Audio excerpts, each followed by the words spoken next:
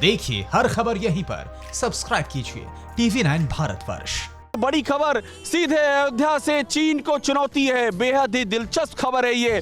अयोध्या के साधु संतों में चीन के खिलाफ जबरदस्त गुस्सा की चीन के बहिष्कार की मांग।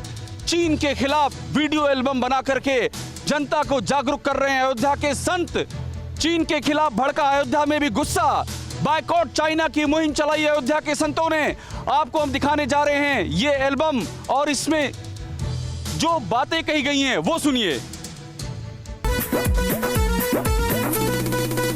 भारत सीमावा से चीन के भागावा ये भैया, भारत सीमावा से चीन के भागावा ये भैया, सारा चाइनीज सामान ठुकरावा ये भैया। भारत सीमावा से चीन के भागावा ये भैया, सारा चाइनीज सामान ठुकरावा ये भैया।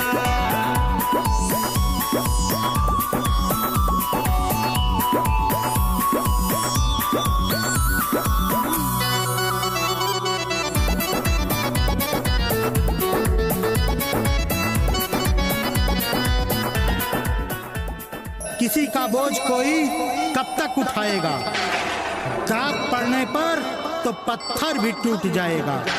मैं भगवा शेर हूँ, मेरे खून में उबाल है। मैं भगवा शेर हूँ, मेरे खून में उबाल है। आज सब्र का बांध टूटा तो चीन का नामो निशान मिट जाएगा, मिट जाएगा, मिट जाएगा। भारत माता की, भारत माता की।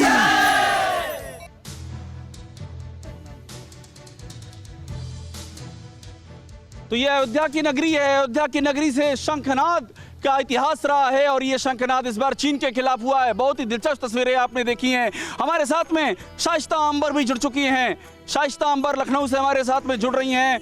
जानी मानी सामाजिक कार्यकर्ता हैं, उनकी भी अपनी एक राय होती है। शाइस्ता अंबर साहिबा, आपसे मेरा पहला सवाल यही है कि आप मुझे ये बताइए कि जब अब राम मंदिर तेजी से निर्माण की बात सामने आ रही है तो इसमें भी सियासत के सवाल क्यों खड़े हो रहे हैं? आपको क्या लगता है अब सियासत की बात कहां बाकी बची है? शाइस्ता अंबर। देखिए, पहले भी किसी को कोई एतराज नहीं था और अभी भी किसी को एतराज नहीं है। सब इसका स्वागत करेंगे, मंदिर बने और देश में पूजा अर्चना हो। लेकिन हम धर्म के नाम पर या सियासत करें या राजनीति करें या इलेक्शन लड़ें, चुनाव लड़ें, ये संविधान के विरुद्ध है।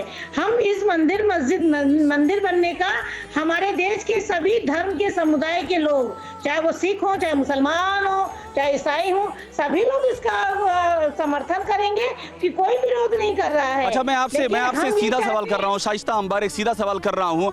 आप ये बता दीजिए उस पर आपकी क्या राय है? यहाँ पर राम मंदिर ट्रस्ट के अध्यक्ष ने कह दिया है कि अब जब मंदिर बन रहा है तो बाबरी ध्वंस के आरोपियों को बरी कर देना चाहिए। इस समय आपको पता होगा कि बाकायदा बयान दर्ज हो रहे हैं। आज मुरली मनोहर जोशी जी का बयान दर्ज हो रहा है, कल बयान दर्ज होगा लाल कृष्ण आडवाणी जी का, और ये कहा जा रहा है कि इनको बरी कर देना चाहिए। इस पर तो अपनी राय देंगे आप, हाँ या ना? देखिए, हम इस पे हमारी सिर्फ इतनी राय है कि अगर कोई भारत के संविधान के विरुद्ध कोई कार्य करता हो तो उसको जरूर उसकी जांच होनी चाहिए और उसके ये जो भी सही अगर क्यों लगा रही हैं शाइस्ता अंबर, अगर क्यों लगा रही हैं? अगर क्यों लगा रही हैं? अगर क्यों लगा रही हैं इसका जवाब भी तो दीजिए। अगर क्यों लगाया आपने?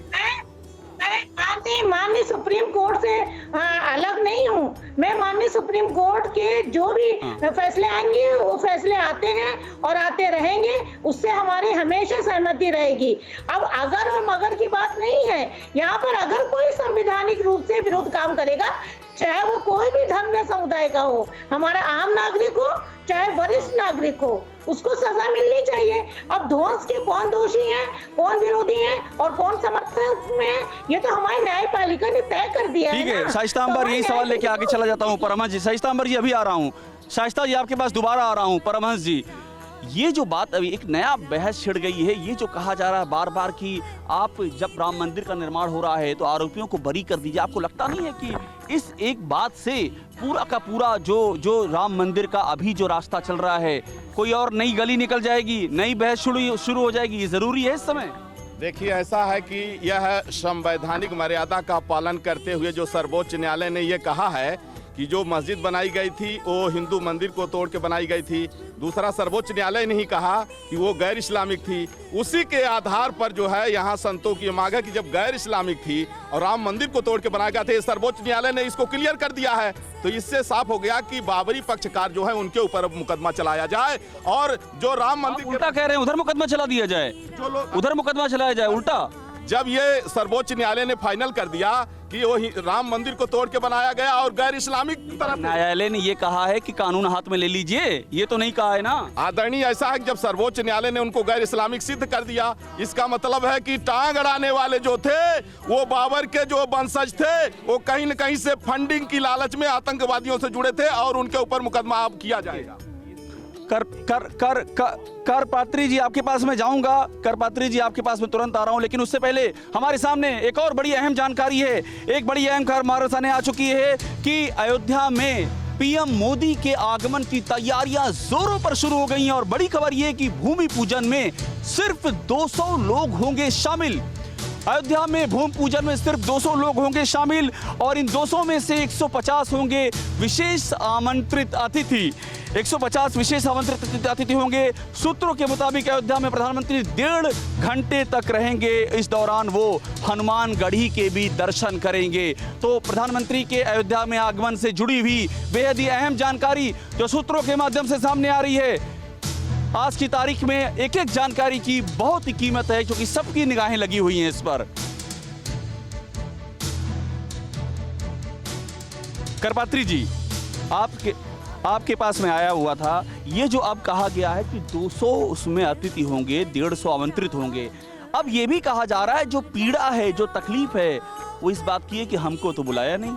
ऐसा कोई बात नहीं, हम अयोध्या वासी हैं, हम अतिथि न बने कोई समस्या नहीं है। हमारे राम हैं, राम जी के हम हैं, ये अच्छी प्रिय मोही यहाँ के वासी।